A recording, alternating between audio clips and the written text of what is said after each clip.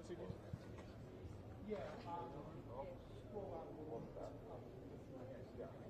Mic check, 1 2 1 2. Mic check, 1 2 1 2 3 1.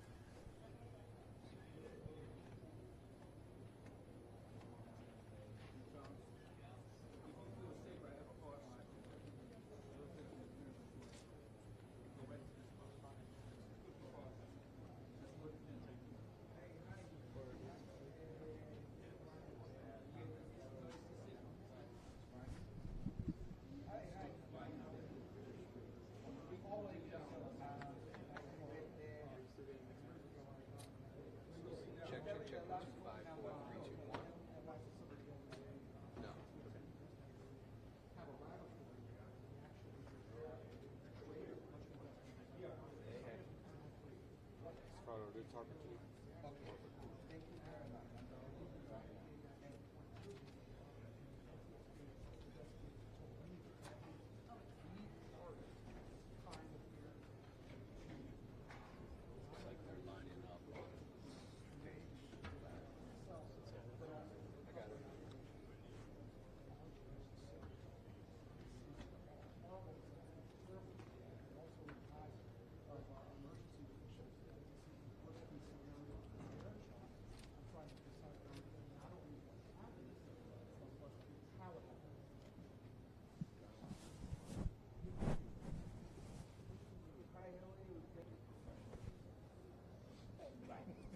Stand by.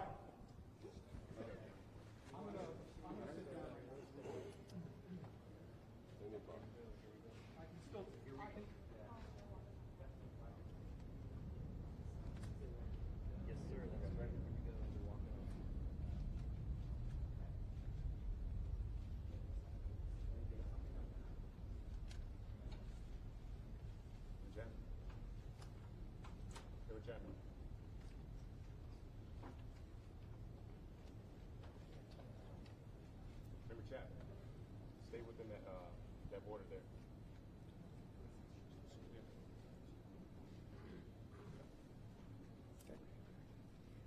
Thank you for joining us. My name is Jennifer Homendy, and I'm the chairwoman of the National Transportation Safety Board.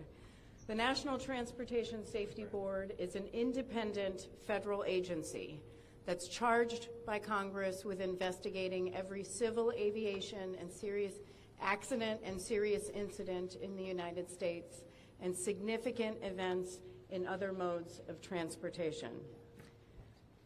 I want to start by expressing our deepest condolences, our sympathies on behalf of the entire board for those who lost loved ones in this terrible tragedy.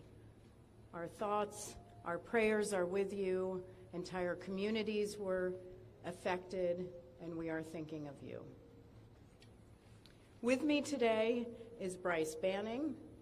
Bryce is a senior aircraft accident investigator with the National Transportation Safety Board. He's also going to serve as our investigator in charge of this investigation. Also with me today is the entire board. We have Todd Inman, member Todd Inman. Todd is going to serve as the board member on scene, the spokesperson for this investigation. All of the board members will be here. We have Vice Chairman Alvin Brown, member Mike Graham, who lived in Wichita for 20 years, and we also have member Tom Chapman. The NTSB's headquarters is just a mile from here, and so we are all here because this is an all-hands on-deck event, and we're here to assure the American people that we are going to leave no stone unturned in this investigation. We are going to conduct a thorough investigation of this entire tragedy, looking at the facts. Now, with that, I want to level set.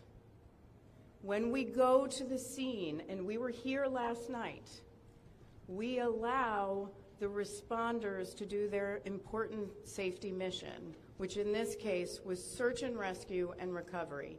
We stand back to allow them to do their important safety mission. And so this, for us, is our first full day on scene with our entire crew coming together. We have about nearly 50 people on scene, and in addition to our resources back at headquarters in our labs and throughout the agency. So with that said, we are not going to get into specific facts in this press conference. I want to level set here to our investigative process. As we are able to confirm factual information, we will provide that. I do want to say this is a whole of government effort. I was able to brief, along with others, the President of the United States and the Vice President this afternoon. I want to thank them for their leadership, for their tremendous support of the NTSB, for our investigators, and for the responders that are on scene doing an important mission. I also want to thank Secretary Sean Duffy, who I was communicating with early on after we first got word of this tragedy. We've been working together throughout the day, along with his team at the DOT and within FAA. I also want to thank Secretary Pete Hegseth, who was also integral in working with us today. Chris Rocheleau, the acting administrator of the Federal Aviation Administration. We've heard from many members of Congress on both sides of the aisle, and so I will say this is a tremendous, one more time, whole of government effort. I also want to take a moment and thank the many, many responders that have been on scene. It has been an incredible effort, and I will have a full list that I will provide, that we will provide tomorrow, but I do want to thank them for all their work. With that, I'm going to turn it over to Member Inman for additional remarks.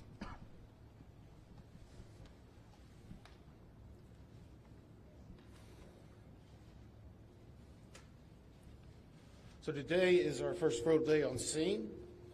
Our investigative team will be on scene as long as it takes in order to obtain all of the perishable evidence and all the fact-finding that is needed to bring us to a conclusion of probable cause.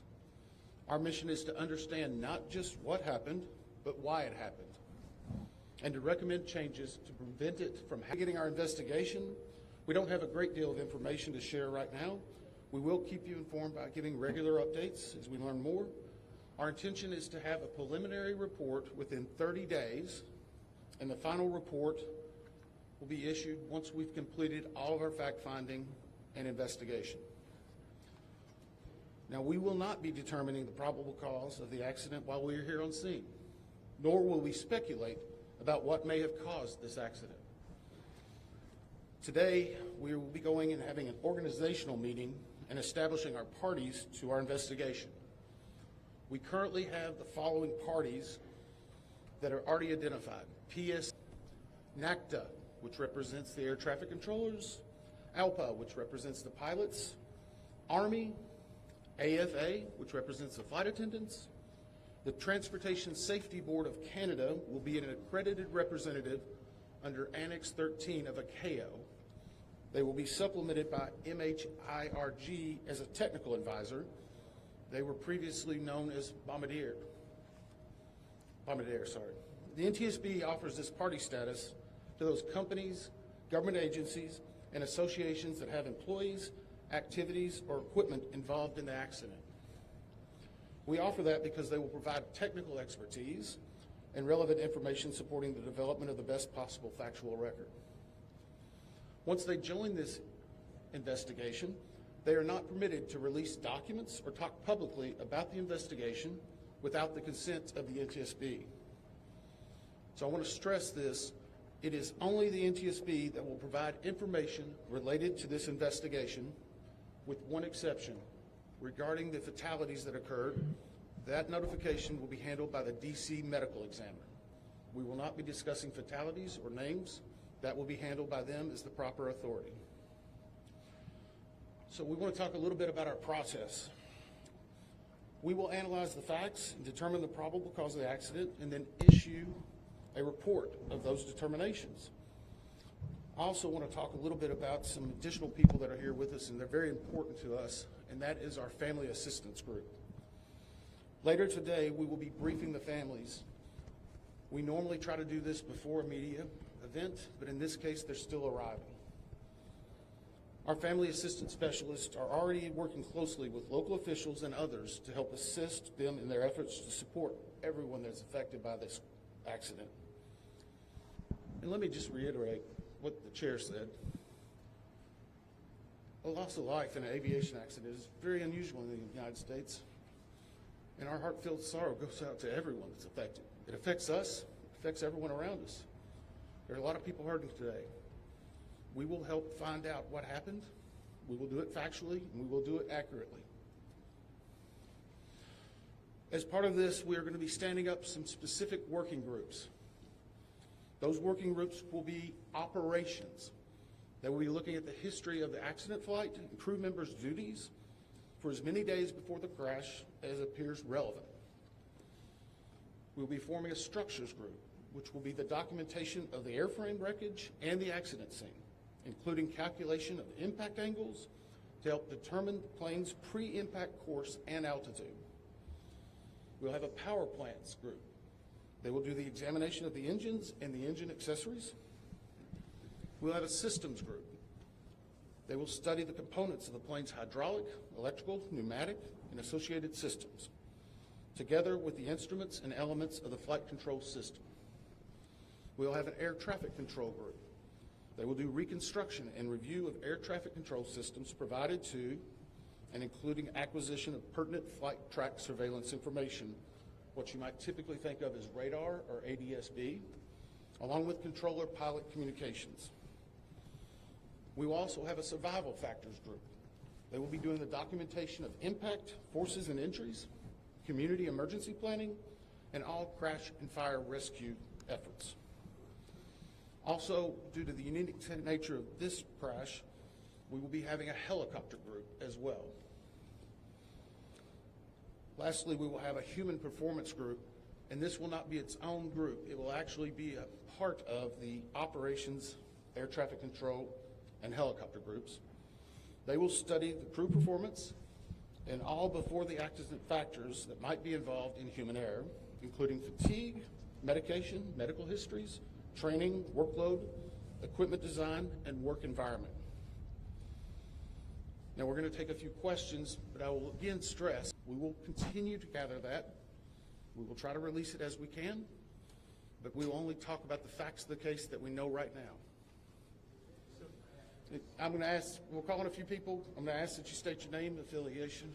So we heard from President Trump today talking about DEI hiring policies within the FAA and associating that with the cost of this accident.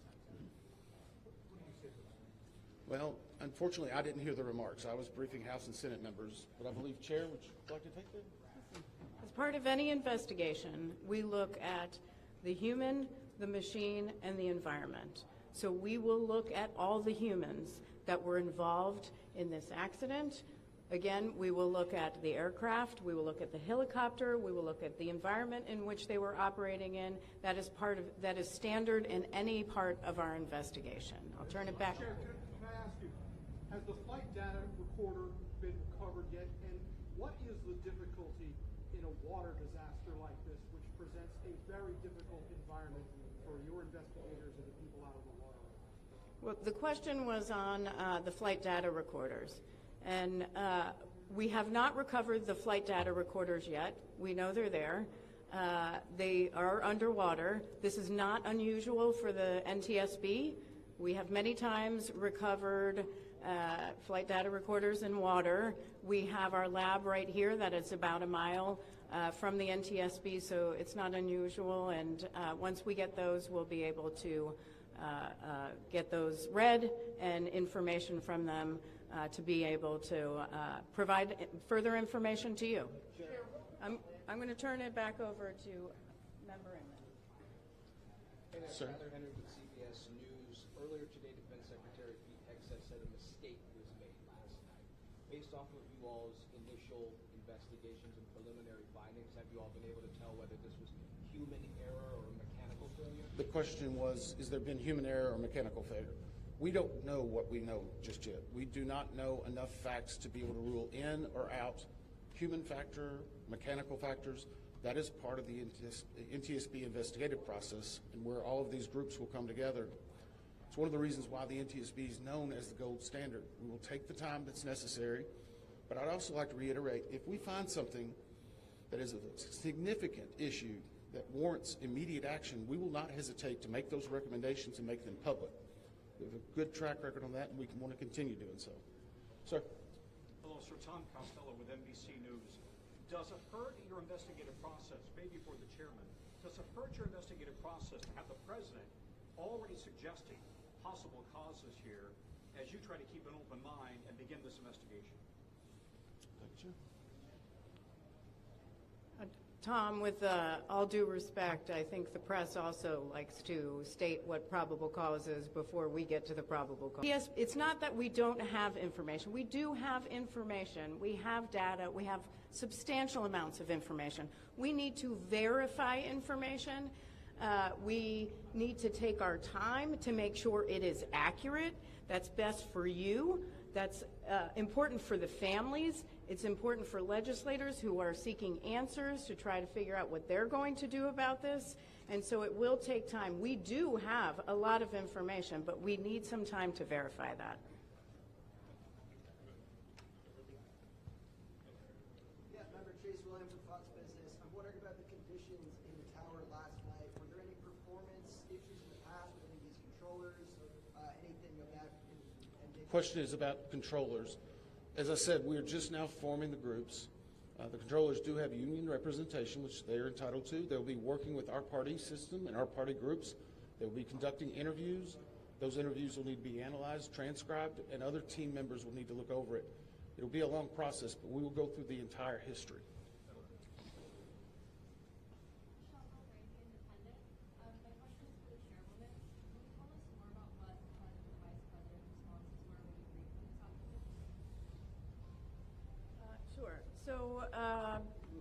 The question was about my briefing for the president and the vice president.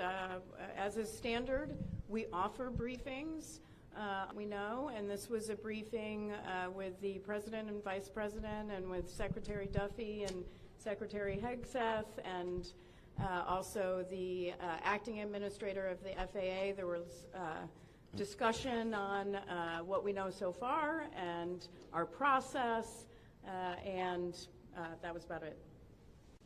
Madam Chairwoman, Stephanie Ramos with ABC News. Similar to Tom Costello's question, the president has stated what may have caused the crash, stating common sense. Does that affect your progress at all at this early stage? Yeah, so the NTSB, we conduct an important safety mission where we take a very careful approach. I'm sorry, the question was on speculating during investigations, which is we often hear about. What I will say is we look at facts on our investigation, and that will take some time. And at some point, we'll be able to provide that factual information, as Member Inman said, and provide that hopefully tomorrow. Hang on a second. Dave Shepardson from Reuters. Have you been able to retrieve the black boxes from the helicopter? Has the military decided whether they're going to read those or the NTSB? And what about the ATC tapes? Have you guys been? So the question was about black boxes, which are referred to as black boxes, which are typically orange. We have not recovered any of the boxes involved yet. We feel comfortable and confident that we will be able to. Right now, recovery of life is probably the most important in those that were involved. I mean, there are still ongoing debris is coming out as well. We will make sure that that perishable evidence is maintained. We have a great process for that. We will probably have more than one black box, so to speak.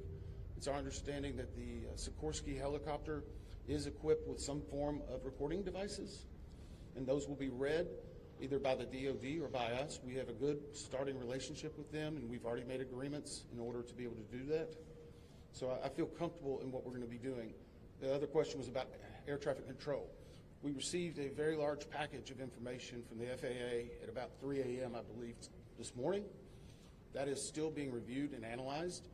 I would say there's a lot more information that usually comes in that than what you may find online and people might speculate about. And that is part of that overall process where we take the time to get the information correct and to make sure all check that information. One. Gabe Cohen from CNN. Can you tell me if the NTSB has reviewed this FAA internal report that has been cited by the New York Times that's usually done by two people? We have not reviewed any specific reports about the controllers at this time, at least from the leadership team. Our investigators are continuing to pull all that information, their personnel records, their files, where they were at, whether they were fatigued. All that information will be part of that investigative process. But right now we can't speculate on anything that may have been reported in the media until we get the opportunity to validate and understand how it impacts the investigation. We're going to take just a few more questions. Sir?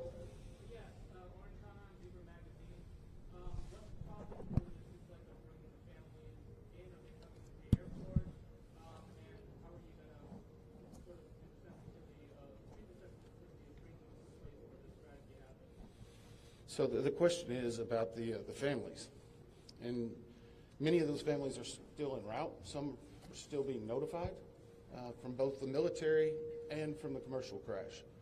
There is a family assistance facility that's being stood up by American and PSA Airlines in Bethesda, Maryland. They've already been working on that, standing it up. Our team from our disaster assistance team has also been coordinating with them. We plan on briefing them.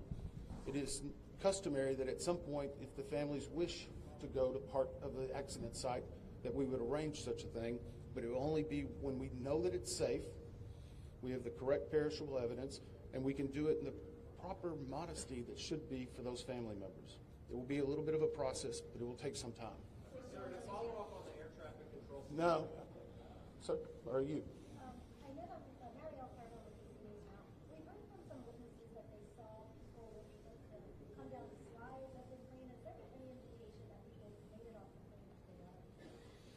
Well, again, we will not speak to the fatalities. The D.C. medical examiner will, but I think the D.C. fire chief this morning very succinctly said correctly that we believe there are no survivors.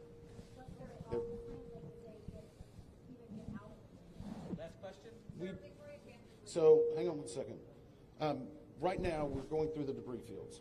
Nothing we've seen, a very quick, rapid impact, but we've seen nothing in that regard so far from the evidence we had, but we still need to verify all of that information. One more question? Jeff Cook, ABC News. Go ahead. Do you know about the altitude of the helicopter at the moment of impact, and can you talk about the procedures for such helicopters in that area? The question was about the helicopter procedures, and in D.C. it's kind of a unique environment. We've been getting briefed more and more by the FAA. I'm not an air traffic control specialist, but they're actually helicopter zones, if you will, or tracks. And this one was transiting, I believe, from track 1 to 4 as part of their normal procedure. If you live in D.C., you see a lot of helicopters going down into this area. So there's a very well-defined system in that regard. As far as altitude, until we get the additional information, we can't validate or basically corroborate any of that until we get more of the electronic data and the data that's on the plane. I do want to clarify one question that also came about cell phones. You know, in today's age and time, a lot of electronics and other devices do contain a lot of different information. We've found on a number of our accidents that we actually are notified through a smartphone that may sense that. As part of our process, we will obviously treat all of the effects of the deceased with dignity. We are already starting to pull that information together. If we feel that it's necessary to find or pull some of that information, we will work with the families and make sure we do it in a manner that's respectful for them and their privacy. But right now, we don't have any plans specifically on that amount, on that area until we need to. Thank you very much. Thank you very much.